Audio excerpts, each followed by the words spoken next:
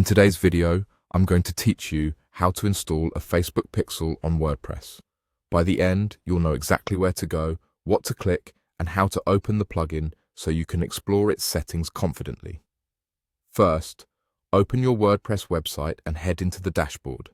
This is your site's control center where you can manage themes, posts, and most importantly for today, plugins.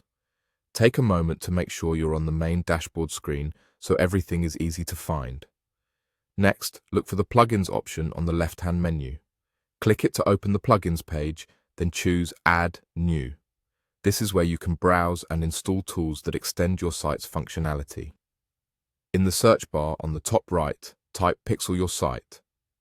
This plugin is a popular choice for integrating a Facebook pixel with WordPress and is known for being straightforward and flexible. When you see Pixel Your Site in the results, click Install Now. Give it a few moments to download and set itself up. Once the button changes, click Activate. Activation turns the plugin on and makes it available in your dashboard. If you ever need to disable it later, you can return to the plugins page to manage it. After activation, look for the new Pixel Your Site entry in your menu or within your plugins list and open it. This will take you to the plugin's main settings area. Take your time here and explore. You'll typically see a section for connecting your Facebook pixel, options to track key events like page views or purchases, and tools that help you fine-tune how tracking works across your site.